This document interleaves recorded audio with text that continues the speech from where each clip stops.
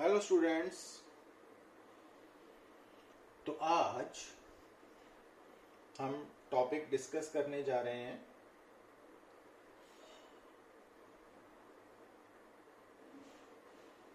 Horizontal projectile. तो आज का जो लेक्चर है वो क्लास +1 से रिलेटेड है। यूनिट नंबर 2 है काइनेमेटिक्स और लेक्चर नंबर है 40th। और इसका टॉपिक हमने लिया है हॉरिजॉन्टल प्रोजेक्टाइल। जैसे कि हमने अपने प्रीवियस लेक्चर में डिस्कस किया था कि जो प्रोजेक्टाइल है ना वो एक पार्टिकल है, बट वो under the effect of gravity move कर रहा है once it is thrown with certain velocity in any direction. और इसकी शर्त क्या थी कि जो पार्टिकल थ्रो होगा तो उसका मोशन 2D होना चाहिए और साथ में फ्रीली फॉलिंग मोशन भी होना चाहिए। मींस एक बार अगर पार्टिकल थ्रो हो गया तो उस पार्टिकल के ऊपर फोर्स ऑफ ग्रेविटी के अलावा कोई और फोर्स नहीं लगनी चाहिए। अच्छा, अब आज हम बात करने जा रहे हैं हॉरिजॉन्टल प्रोजेक्टाइल की, है ना। तो जो हॉरिजॉन्टल प्रोजेक्टाइल है उसमें आपको क्या बात समझनी है, मैंने ये भी बताया था आपको अपने प्रीवियस लेक्चर में कि कोई भी जो प्रोजेक्टाइल है ना उसकी जो वेलोसिटी है जिसके साथ वो थ्रो हुआ उसको हम बोलते हैं वेलोसिटी ऑफ प्रोजेक्शन। और जहां से जिस जगह से पार्टिकल थ्रो हुआ उसको बोलते हैं पॉइंट ऑफ प्रोजेक्शन। तो और जिस डायरेक्शन में थ्रो हुआ उसको बोलते हैं डायरेक्शन ऑफ प्रोजेक्शन। तो हॉरिजॉन्टल प्रोजेक्टाइल में जो पार्टिकल है उसकी जो वेलोसिटी ऑफ प्रोजेक्शन है, मींस जिस वेलोसिटी के साथ वो थ्रो हुआ that must be in horizontal direction. और जैसा कि मैंने आपको अपने प्रीवियस लेक्चर में बताया कि जो प्रोजेक्टाइल मोशन है नो डाउट ये 2 डायमेंशनल मोशन है, बट ये 2 डायमेंशनल मोशन वर्टिकल प्लेन में हो रहा है। और वर्टिकल प्लेन को डिस्क्राइब करने के लिए हम नॉर्मली एक हॉरिजॉन्टल एक्सिस और दूसरी वर्टिकल एक्सिस सेलेक्ट करते हैं। और प्रोजेक्टाइल मोशन में हम हॉरिजॉन्टल एक्सिस को x axis and vertical axis को हम वाई एक्सिस मान के चलते हैं ना। तो अब जब हम हॉरिजॉन्टल प्रोजेक्टाइल की बात करने जा रहे हैं तो सबसे पहले ये देखिए, हॉरिजॉन्टल प्रोजेक्टाइल। तो अब इस सिचुएशन को हमने यहां पे हम शो करने जा रहे हैं। ये देखिए, तो मैंने ये मान लिया सरफेस ऑफ अर्थ है, ठीक है। और जिस पॉइंट से हमने थ्रो करना है वो पॉइंट ये, तो ये क्या बन गया, पॉइंट ऑफ प्रोजेक्शन। अब ये जो लाइन है ये आ गई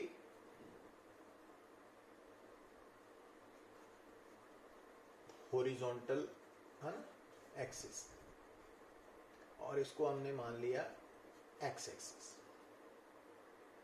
राइट की तरफ पॉजिटिव एक्स एक्सिस। और ये जो पॉइंट ऑफ प्रोजेक्शन है इसको हमने मान लिया ओ पॉइंट, ठीक है। अब ये वर्टिकल डायरेक्शन है ना, ये वर्टिकल एक्सिस है।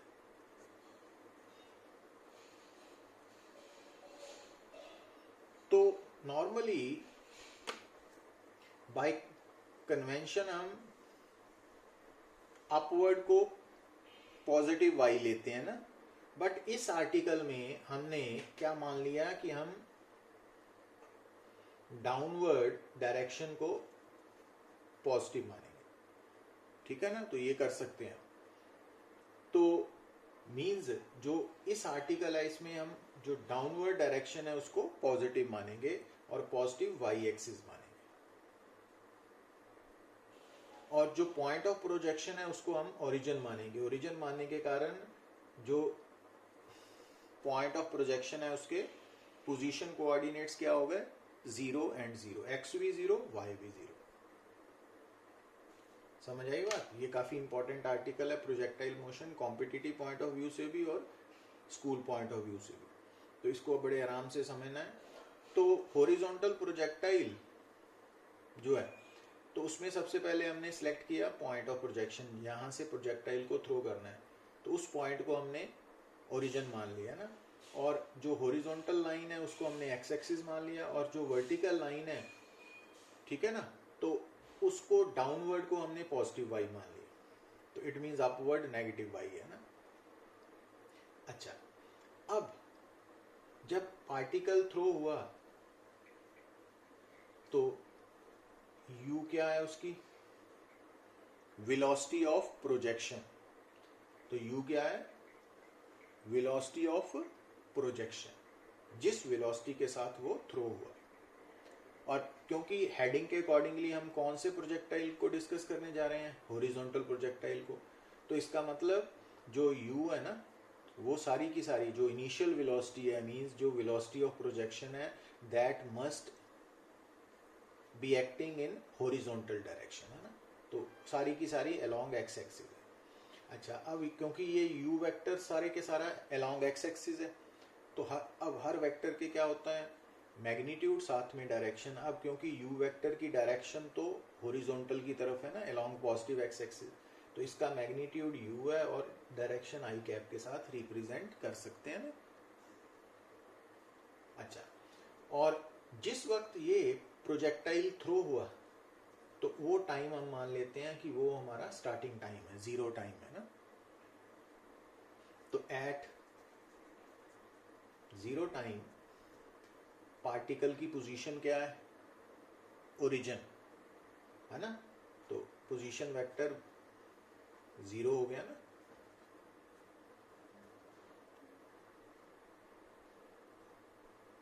समझ आई बात? अच्छा, अब जब पार्टिकल थ्रो हो गया, तो ये particle with the passage of time आगे बढ़ेगा ना ऐसे, तो टाइम के साथ इसकी पोजीशन बदलती जाएगी और अल्टीमेटली ये जमीन पे आके गिरेगा ना। तो जिस पॉइंट पे आके इसने जमीन पे गिरा, तो उस पॉइंट को हमने ए ले लिया है ना, उसको ए ले लिया, ठीक है। अब जो ए है that becomes point of landing. समझ आई बात? अब ध्यान दीजिए कि अब नोट करिए, जैसे प्रोजेक्टाइल थ्रो हुआ, तो जैसे जैसे ये टाइम बीत रहा है, तो ये अलोंग एक्स एक्सिस आगे भी बढ़ रहा है, मतलब जब टाइम बढ़ रहा है तो इसकी पोजीशन टाइम के साथ क्या हो रही है, बदल रही है ना, अलग अलग, ठीक है। तो इट मीन्स जो जैसे जैसे ये आगे बढ़ रहा है, तो टाइम के साथ इसकी जो डिस्प्लेसमेंट है वो चेंज हो रही है। तो मान लीजिए लेट एट एनी टाइम, ये कहां पे है, पी पॉइंट पे, ठीक है। तो मान लीजिए कि एट एनी टाइम ये कहां पे आ गया, पी पॉइंट पे आ गया, ये पी पॉइंट है। अब ये पी पॉइंट ओरिजिन से कितनी दूर है, इसके लिए हम क्या करते हैं, तो इसके लिए हम नोट करते हैं कि ये जो पी पॉइंट है ना, वो अलोंग एक्स एक्सिस कितनी दूर है और अलोंग वाई एक्सिस कितनी दूर है। तो जो पी पॉइंट है, उस पॉइंट पे पार्टिकल थ्रो होने के कितनी देर बाद पहुंचा, टी टाइम बाद। तो पी के हमने पोजीशन कोऑर्डिनेट्स ले लिए एक्स एंड वाई, तो it means at time T position vector क्या हो गया, X I cap plus Y G cap, ठीक है। तो विद इन टाइम टी के दौरान डिस्प्लेसमेंट कितनी हुई, final position vector minus initial position vector. अब इनिशियल पोजीशन वेक्टर तो 0 ही है, क्योंकि हमने जो पॉइंट ऑफ प्रोजेक्शन है उसको 0 माना, तो ये बन गया X I cap plus Y J cap. तो ये डिस्प्लेसमेंट होगी प्रोजेक्टाइल की, है ना। तो ये डिस्प्लेसमेंट है और ये डिस्प्लेसमेंट का एक्स कंपोनेंट है और ये डिस्प्लेसमेंट का वाई कंपोनेंट है with in time T.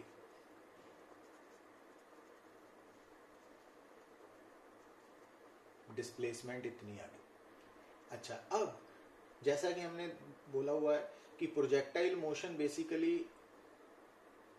Motion under gravity है, तो इट मींस इस मोशन के दौरान जो एक्सेलरेशन है उसका मैग्नीट्यूड तो स्मॉल जी होगा और डायरेक्शन नीचे की तरफ, और नीचे को हमने इस आर्टिकल में क्या लिया हुआ है, positive Y.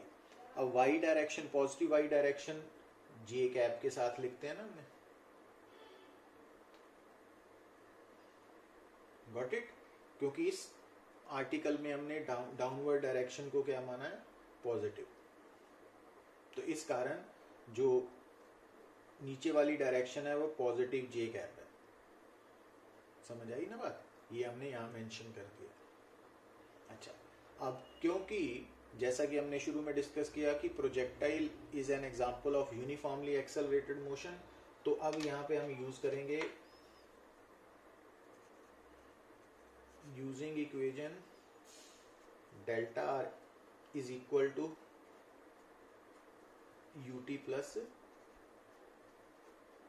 Half AT square. ठीक है। अब डेल्टा आर की वैल्यू क्या है बेटा, X I cap plus Y J cap. U vector की डायरेक्शन क्या है, यू आई कैप साथ में into T plus half A vector G J cap T square, है ना।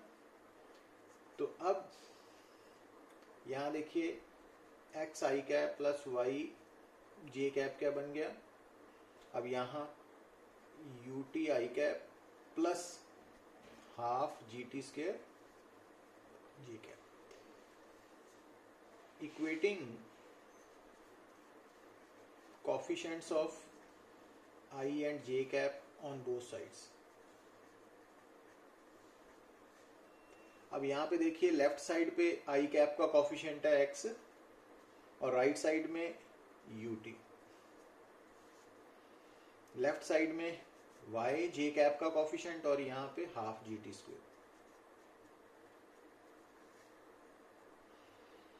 तो ये क्या हो गया कि अगर आपके सामने एक पार्टिकल को हॉरिजॉन्टल डायरेक्शन में विद सम वेलोसिटी थ्रो किया जाए तो वो एग्जांपल होगा हॉरिजॉन्टल प्रोजेक्टाइल की। तो थ्रो होने के बाद वो कितनी दूर चला गया, उसकी फाइनल पोजीशन निकालनी है इसका आफ्टर सर्टेन टाइम टी। तो वो जो टाइम है टी, मान लीजिए 1 सेकेंड है या 2 सेकेंड है, तो पोजीशन निकालने के लिए हम कौन सी इक्वेशंस यूज करेंगे, फर्स्ट एंड सेकेंड जो हमने डिराइव की है ना। तो अगर आज के बाद आपके सामने कोई प्रॉब्लम आती है जिसमें बोला गया है कि एक पार्टिकल है जिसको हमने हॉरिजॉन्टल डायरेक्शन में थ्रो किया है, क्योंकि ये हॉरिजॉन्टल के लिए एप्लीकेबल है, और आप उसकी पोजीशन फाइंड आउट कीजिए after time 2 second 3 second 1 second and so on. तो उस केस में आप कौन सी इक्वेशंस यूज करेंगे, 1 एंड 2, एक्स और वाई की वैल्यू निकालेंगे, है ना। समझ आई बात।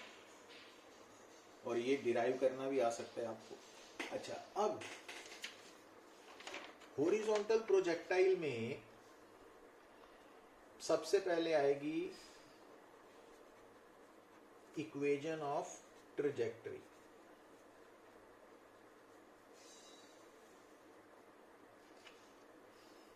आपको याद होगा कि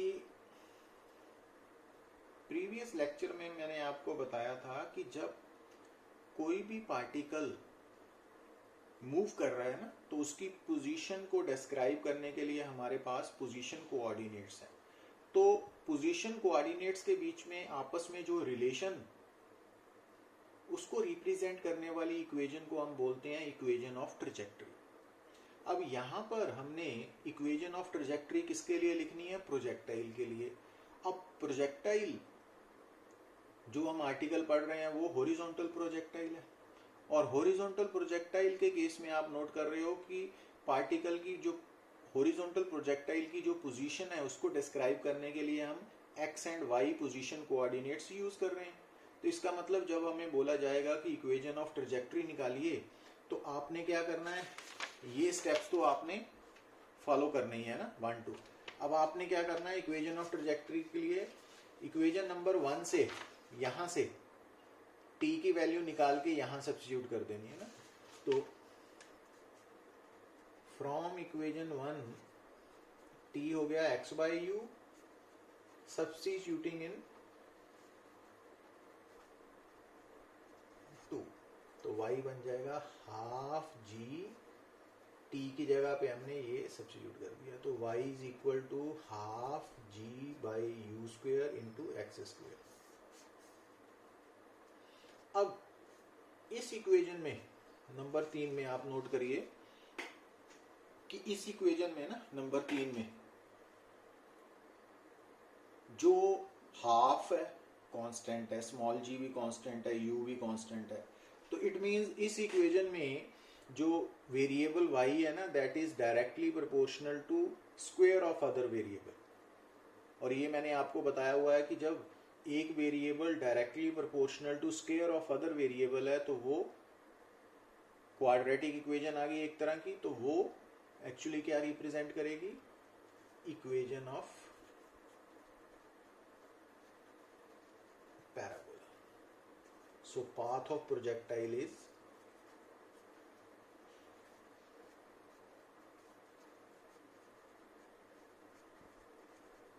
पैराबोला। समझ आई बात? तो ये काफी इंपॉर्टेंट बात है ना। अच्छा, तो ये प्रूव हो गया ना। अब ये जो इक्वेशन नंबर 3 है, एक तो हम जब आपको एग्जाम में पूछा जाएगा कि show that the path of horizontal projectile is parabolic, तो आपने ये डिराइव करना है ना, सारा ग्राफ अपना डायग्राम बना के ये सारा कुछ प्रूव करना है। दूसरी बात, ये इक्वेशन कहाँ काम आएगी कि अगर मान लीजिए कि एक पार्टिकल को हम हॉरिजॉन्टल डायरेक्शन में थ्रो करते हैं, तो वो हॉरिजॉन्टल डायरेक्शन में मान लीजिए उसने 10 मीटर कवर किया, तो फिर वर्टिकल डायरेक्शन में वो कितना डिस्टेंस कवर करेगा, मींस x जो है ना वो डिस्प्लेसमेंट अलोंग x एक्सिस है। तो अगर वो 10 मीटर है तो displacement along vertical direction means y axis क्या होगी, y। तो वो हम इक्वेशन नंबर 3 को यूज करके कैलकुलेट कर सकते हैं। तो ये बातें आपको और क्लियर होंगी जब हम न्यूमेरिकल्स करेंगे ना, इनके ऊपर बेस्ड प्रॉब्लम्स डिस्कस करेंगे। अच्छा, अब हम बात करने जा रहे हैं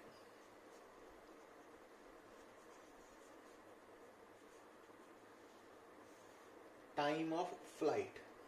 अब टाइम ऑफ फ्लाइट क्या है ना, इसको समझने के लिए यहां देखिए आप, हॉरिजॉन्टल प्रोजेक्टाइल के केस में जब हम किसी भी पार्टिकल को थ्रो करते हैं ना, तो वो पार्टिकल पॉइंट ऑफ प्रोजेक्शन से चलता हुआ पॉइंट ऑफ लैंडिंग तक आता है ना। तो पॉइंट ऑफ प्रोजेक्शन से चल के पॉइंट ऑफ लैंडिंग तक पहुंचने में जितनी टाइम लगा, that is known as time of flight. So time taken to reach from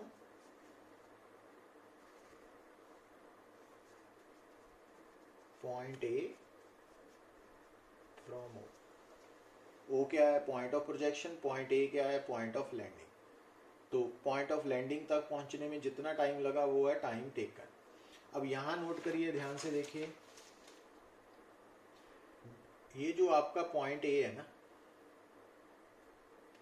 ये ओरिजिन से नीचे कितना है, मींस अलोंग y एक्सिस ये कितना दूर है।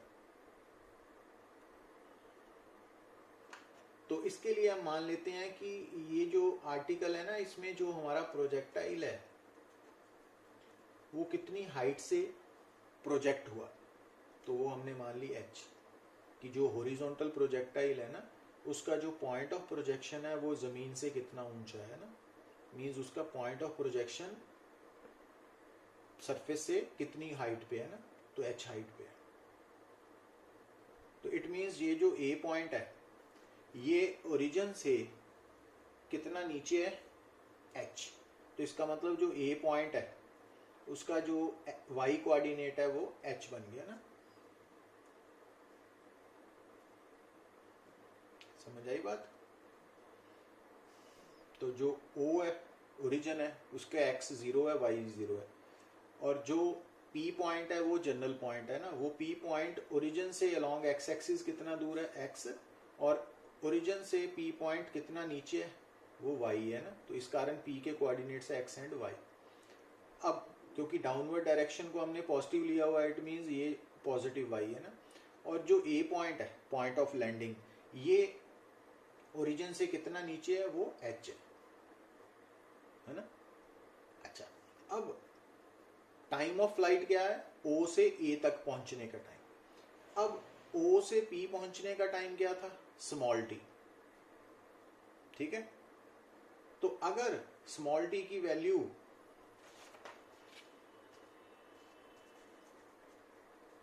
कैपिटल टी है, तो अगर स्मॉल टी की वैल्यू कैपिटल टी के इक्वल है, इट मींस जो पार्टिकल है वो पी की जगह पे कहां पहुंच जाएगा? ए पे। अब जो पी पॉइंट है उसके वाई कोऑर्डिनेट है वाई, पर जो ए है उसका वाई कोऑर्डिनेट एच हो गया ना। इट मींस अगर टाइम टेकन कैपिटल टी के इक्वल है तो फिर वाई की वैल्यू एच आएगी ना। तो यूजिंग इक्वेशन 2, इस इक्वेशन को यूज करना है, तो एच वाई की जगह पे एच हाफ जी और कैपिटल टी स्क्वायर, तो यहां से टी की वैल्यू अंडर रूट 2h/e। तो अब यहां आप क्या देख रहे हो कि जो टाइम ऑफ फ्लाइट है, मींस जब कोई पार्टिकल हॉरिजॉन्टल डायरेक्शन में थ्रो होता है तो उसका टाइम ऑफ फ्लाइट जो है वो अंडर रूट 2h/g पे डिपेंड करेगा। मींस वो इस बात पे डिपेंड करेगा वो कितनी हाइट से थ्रो हुआ है। पर आप नोट करिए कि ये जो हॉरिजॉन्टल प्रोजेक्टाइल है इसमें जो टाइम ऑफ फ्लाइट है वो वेलोसिटी ऑफ प्रोजेक्शन u पे डिपेंड नहीं कर रहा है ना। इसका मतलब है कि अगर आप एक ही गिवन पॉइंट से दो ऑब्जेक्ट्स को हॉरिजॉन्टल डायरेक्शन में थ्रो करते हो विद डिफरेंट वेलोसिटीज, ठीक है ना, हॉरिजॉन्टल डायरेक्शन में थ्रो करना है विद डिफरेंट वेलोसिटीज, एक ही पॉइंट से, एक ही पॉइंट मींस उन दोनों पॉइंट ऑब्जेक्ट्स की हाइट, इनिशियल हाइट सेम है ना, तो उन दोनों का टाइम ऑफ फ्लाइट भी सेम ही होगा ना। तो ये बात इंपॉर्टेंट है ना, नोट करनी। अच्छा, अब यहां पर तीसरा पॉइंट हमने डिस्कस करना है। देखिए कि जब प्रोजेक्टाइल ओ से थ्रो हुआ तो जैसे जैसे प्रोजेक्टाइल आगे बढ़ रहा है ना, तो अब यहां पे नोट करिए आप कि जब प्रोजेक्टाइल यहां पर आया तो उसकी हॉरिजॉन्टल डिस्प्लेसमेंट इतनी है, जब प्रोजेक्टाइल यहां पे पहुंचेगा तो उसकी हॉरिजॉन्टल डिस्प्लेसमेंट इतनी हो जाएगी ना, जब यहाँ पे पहुंचेगा तो उसकी हॉरिजॉन्टल डिस्प्लेसमेंट इतनी हो गई, जब पी पे पहुंचा तो हॉरिजॉन्टल डिस्प्लेसमेंट इतनी होगी। और इसका मतलब जैसे जैसे ये प्रोजेक्टाइल आगे बढ़ रहा है तो इसकी हॉरिजॉन्टल डिस्प्लेसमेंट की वैल्यू भी बढ़ रही है ना, पर मैक्सिमम कितनी होगी? ये वाली।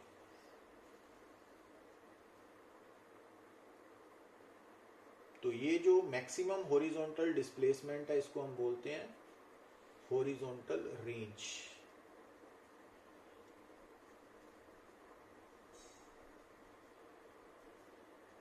इसका सिंबल है आर, ठीक है। तो it means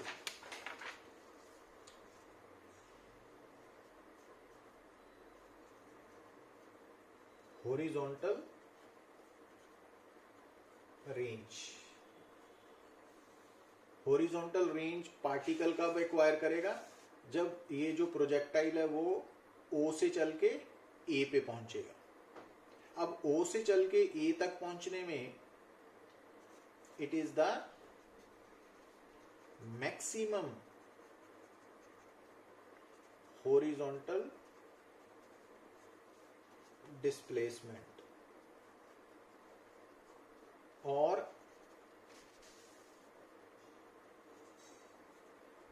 horizontal displacement covered in during time of flight, O to A, sorry time of flight.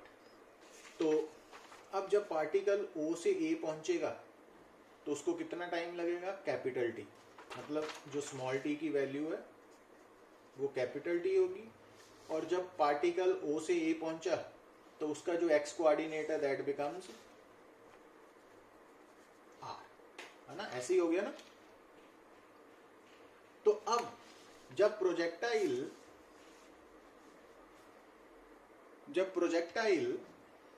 तो O से A पहुंचा तो जो टाइम टेकन है वो कैपिटल T के इक्वल हो गया, और जो पोजीशन कोऑर्डिनेट x है A पॉइंट का वो r हो गया ना। तो अब यूजिंग इक्वेशन 1, तो x की जगह पे r आ गया और ये 4 बन गया ना, सॉरी 5। अब जो कैपिटल T की वैल्यू है वो हम लिख सकते हैं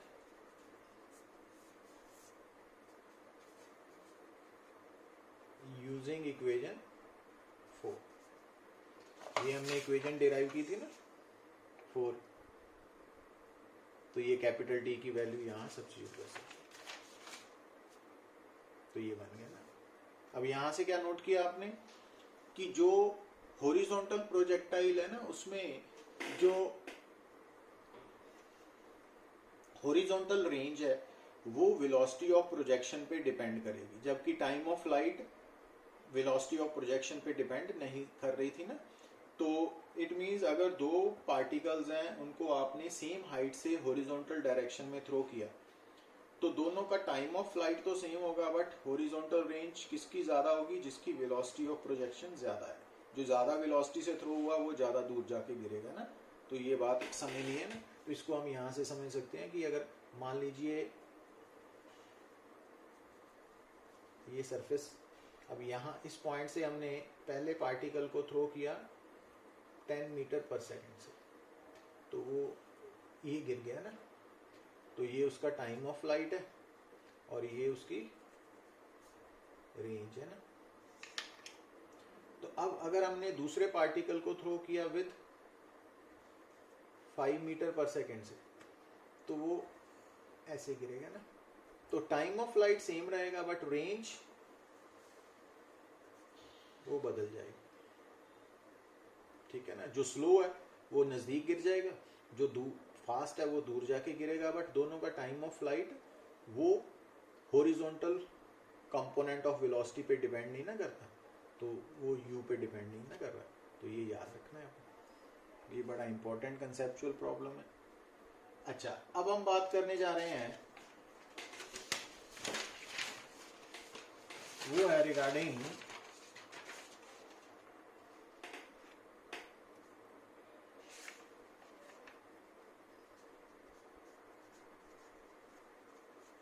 velocity at any instant of time। अब क्योंकि प्रोजेक्टाइल मोशन है ना, ये हो रहा है 2 डायमेंशनल XY प्लेन में, तो अब यूजिंग इक्वेशंस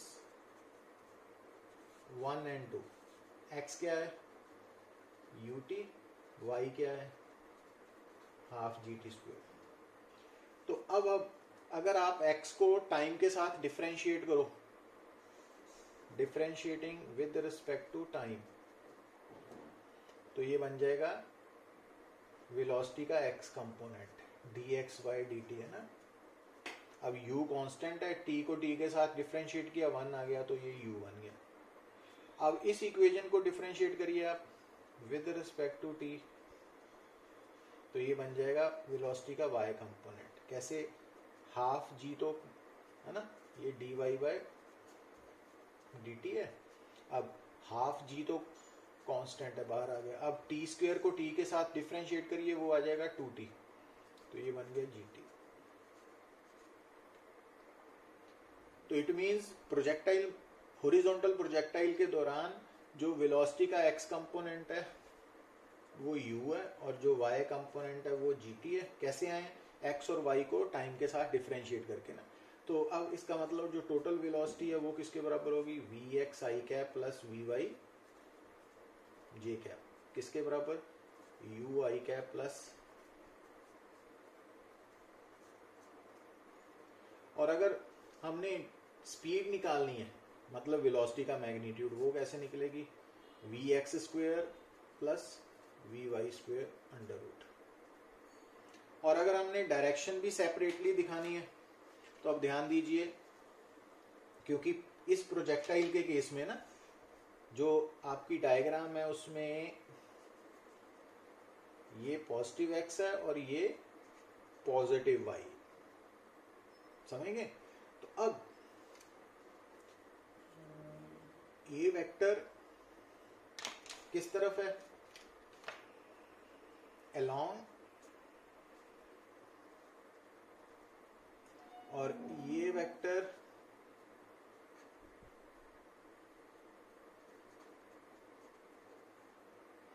तो अब रिजल्टेंट वेक्टर तो ये, तो अगर हम ये एंगल अल्फा मान लें, making an angle with x direction, horizontal direction, तो tan अल्फा की वैल्यू क्या होगी? tan अल्फा इस राइट एंगल ट्राइंगल में ये परपेंडिकुलर है gt के इक्वल और ये बेस है u के इक्वल। तो हम वेलोसिटी की डायरेक्शन बता सकते हैं ना। अब यहाँ पे alpha direction of velocity vector बता रहा है with respect to X axis. समझ आई बात? अच्छा, अब एक बात नोट करिए कि जो वेलोसिटी का एक्स कंपोनेंट है वो u है, वो टाइम पे डिपेंड नहीं कर रहा है ना। तो इसका मतलब जब टाइम बीतेगा ना तो जो एक्स कंपोनेंट ऑफ वेलोसिटी है उस पर कोई फर्क नहीं पड़ेगा, ठीक है? तो वो शुरू से लेके एंड तक एक ही रहेगा। कहने का मतलब अब एक्स कंपोनेंट ऑफ वेलोसिटी, क्योंकि हमने शुरू में डिस्कस किया कि जो प्रोजेक्टाइल मोशन है उसमें हमने एक्स एक्सिस हॉरिजॉन्टल डायरेक्शन को माना है ना, तो इसका मतलब horizontal component of velocity remains constant during projectile motion. पर जो वाई एक्सिस है उसका मतलब है वर्टिकल कंपोनेंट है ना। तो वर्टिकल कंपोनेंट ऑफ वेलोसिटी वो टाइम पे डिपेंडेंट है। तो जैसे जैसे टाइम बीतेगा तो वेलोसिटी का वर्टिकल कंपोनेंट वो बदलेगा। तो टोटल वेलोसिटी भी बदलेगी, वर्टिकल कंपोनेंट ऑफ वेलोसिटी भी बदलेगा, but horizontal component of velocity वो कांस्टेंट रहेगा ना प्रोजेक्टाइल मोशन के दौरान। समझ आई बात? ये प्रूव करना आ सकता है ना आपको। तो इस तरह से हमने डिस्कस किया। अब मान लीजिए कि अगर आपको बोला जाए कि एक पार्टिकल है उसको हमने थ्रो किया इन हॉरिजॉन्टल डायरेक्शन, तो इसका मतलब यहाँ हॉरिजॉन्टल प्रोजेक्टाइल का कंसेप्ट अप्लाई होगा ना, रिजल्ट्स अप्लाई होंगे। अब वो बोलता है कि find the velocity of the projectile at the point of landing. अब वेलोसिटी एट एनी टाइम निकालने का फार्मूला हमारे पास ये है ना, तो ये स्पीड निकालने का, ये डायरेक्शन ऑफ वेलोसिटी निकालने का एट एनी टाइम। पर अगर उसने मान लीजिए आपसे पूछा है कि एक प्रोजेक्ट पार्टिकल है जिसको हमने हॉरिजॉन्टल डायरेक्शन में थ्रो किया, तो उसकी वेलोसिटी निकालिए at the time of landing. तो इसका मतलब at the time of landing कितना टाइम बीत चुका है? स्मॉल टी की वैल्यू कैपिटल टी के इक्वल होगी ना। तो आपने क्या करना है, अगर वेलोसिटी निकालनी है तो इस फार्मूला में स्मॉल टी की जगह कैपिटल टी की वैल्यू पुट कर देनी है। अगर स्पीड निकालनी है तो यहाँ टी की जगह कैपिटल टी की वैल्यू पुट कर देनी है। अगर डायरेक्शन एंगल के साथ निकालनी है तो यहाँ पे, तो ये हम न्यूमेरिकल्स में भी बात करेंगे। तो it is all about projectile motion, but कौन सा? Horizontal projectile. तो थैंक यू वेरी मच।